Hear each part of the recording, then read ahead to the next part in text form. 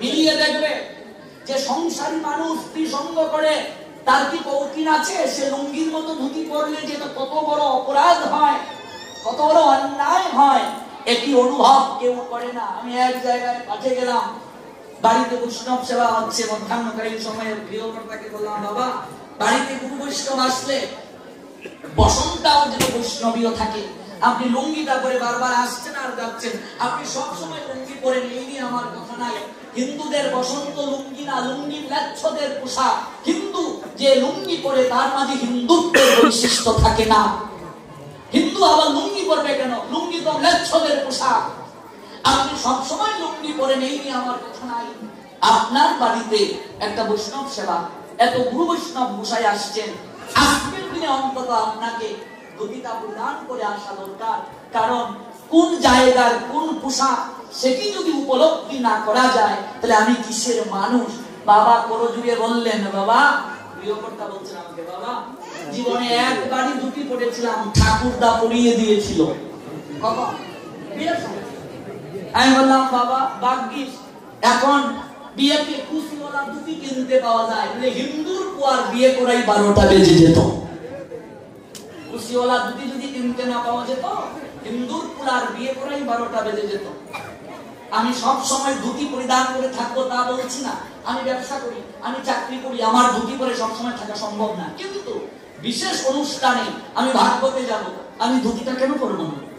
আমি অঞ্জলি দিতে যাব, বাবা আমার দায়িত্ব সন্তানকে বলা যে ধুতিটা পরে যা বাবা, অঞ্জলিটা দিয়ে। মেয়েকে বলা উচিত অন্তত শাড়িটা অন্য সময় পরিস না, একটু শাড়িটা পরিধান করে যা, অঞ্জলি দিয়ে আয়। আজকাল মা বাবারা এই সন্তানকে শিক্ষা দেন না। কিভাবে দিবে? মা শাড়ি পরে ম্যাক্সি পরতে যেদিন থেকে শুরু করলো, মা শাড়ি পরে যেদিন স্কার্ট পরতে শুরু করলো, মেয়ের স্কার্ট মা পরতে যেদিন থেকে শুরু করলো, সেদিন থেকে সমাজের অবস্থা দুর্দৈব যে হবে, এটাই স্বাভাবিক, এটাই চূড়ান্ত।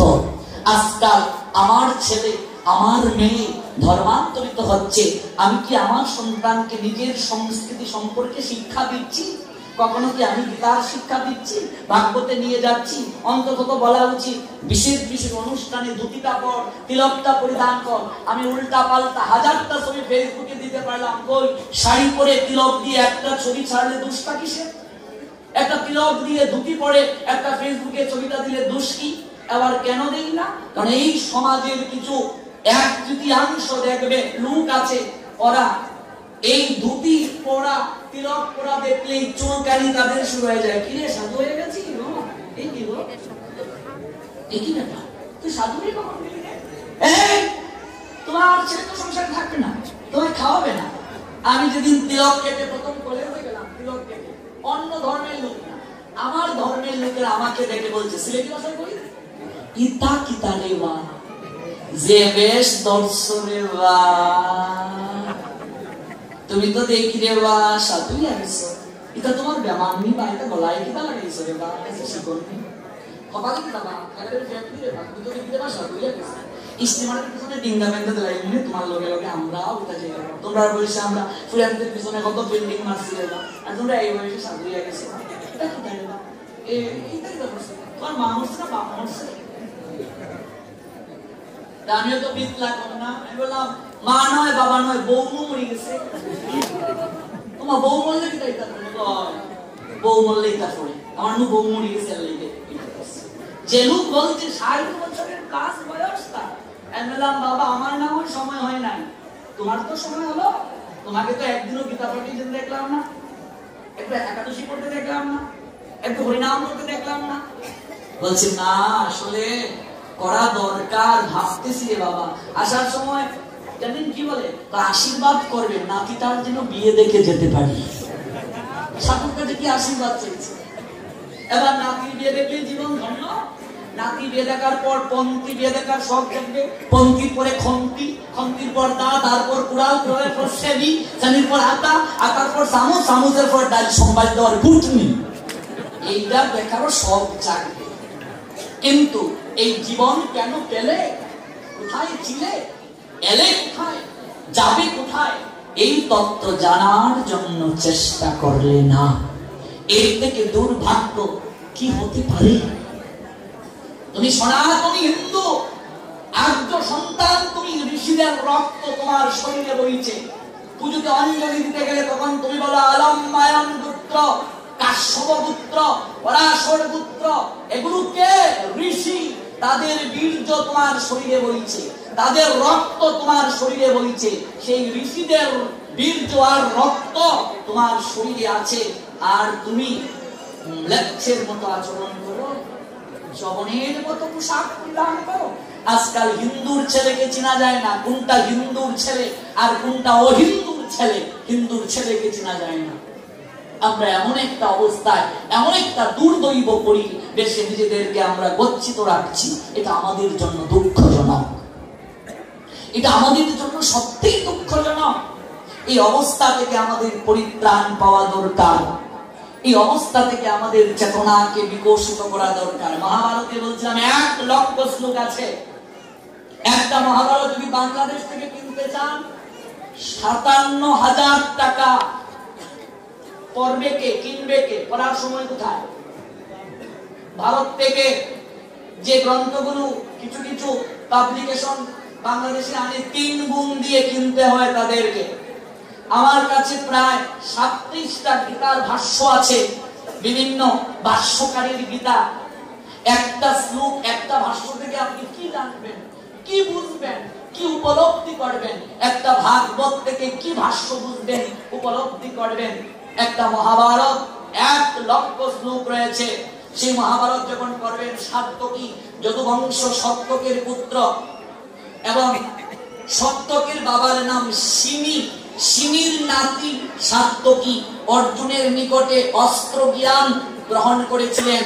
তার আরেকটা নাম হচ্ছে যুযুধান। দেখবে প্রথম অধ্যায়ে আছে একটা শ্লোকে, যুযুধান বিরাটস্য দেখবে আছে।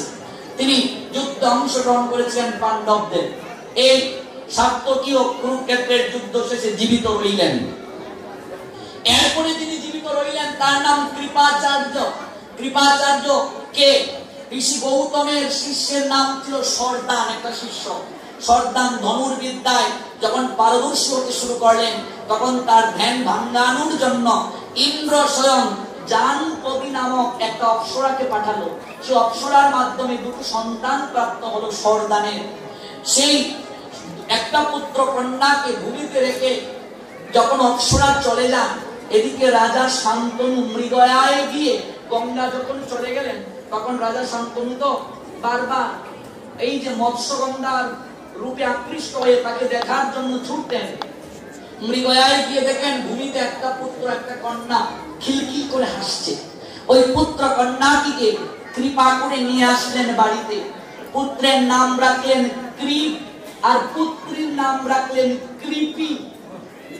কৃপ, কৃপি।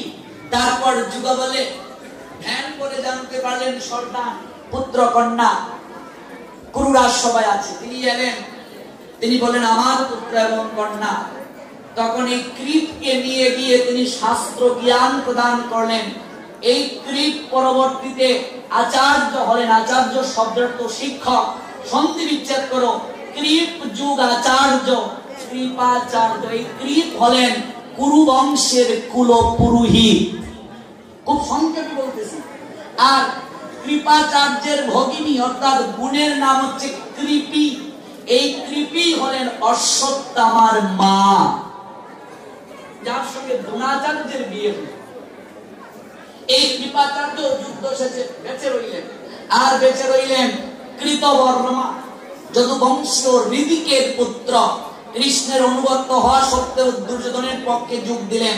আর বেঁচে রইলেন যুযুৎসু, যিনি ধৃতরাষ্ট্র বৈশ্য কিংবা সুদার নামক এক দাসীর মাধ্যমে সন্তান প্রাপ্ত হতে চেয়েছিলেন। যখন গান্ধারী করে সন্তান হচ্ছিল না, ওই পুত্র সন্তানটার নাম রেখেছিলেন যুযুৎসু। এই যুযুৎসু যুদ্ধ শেষে বেঁচে রইলেন। একটা প্রদেশের রাজা করা হয়েছিল। এই যুযুৎসু পাণ্ডবদের পক্ষে গিয়ে যুদ্ধে অংশগ্রহণ করেছিল। ধৃতরাষ্ট্রের প্রথম পক্ষের পুত্র, দাসীর গর্ভে। এই 18 দিন যুদ্ধ শেষে 39,36,600 জন সৈন্যের মাঝে বেঁচে রইল মাত্র 10 জন। ভালো করে বুঝুন, একক্ষণই সৈন্য দেব দুর্যোধন, অন্যদিকে আমি রথের সারথি হয়ে থাকবো, কোনটা তুমি নেবে? সৈন্য নেবে না তুমি আমাকে নেবে? আমি কিন্তু যুদ্ধ করব না। দুর্যোধন মনে মনে ভাবছে যে যুদ্ধই করবে না, তাকে নিয়ে বসে বসে খাওয়ালে হবে? আমার সৈন্যই চাই। আমরাও জগৎ সংসারে তাই বুঝি। জগৎ সংসারে সবার ক্ষেত্রে সময় আছে, সময় নাই কেবল ভগবানের জন্য, সময় নাই কেবল ধর্ম প্রতিপালনের জন্য। হিন্দুদের হাত হয়ে গেছে তিনটা, বাম হাত, ডান হাত, অজুহাত। অজুহাতটা অনেক লম্বা, পারি না বাবা, এত ঝামেলা বাবা, এত সমস্যা বাবা, কত কষ্ট, কত যন্ত্রণা, পারি না, পারি না। ভগবান বলছেন পারি না, বারবার বলছিস, একবার তো বলিস না গোবিন্দ তুমি কৃপা করো আমি যেন পারি, বারবার না বলছিস, তাহলে নার জগতেই থাক। হ্যাঁ, একের পাশে শূন্য দিলে 10, আরেকটা শূন্য দিলে 100, আরেকটা শূন্য দিলে 1000, আরেকটা শূন্য 10,000, বাড়তেই থাকবে শূন্যের মান। এক যদি সরিয়ে নাও শূন্যের মূল্য নেই। সংসারে সকল কিছু আছে কিন্তু গোবিন্দ নেই, ভগবান নেই, ধর্মের সঙ্গে সম্পর্ক নেই, তাহলে সব থাকার পরেও কিছুই নেই।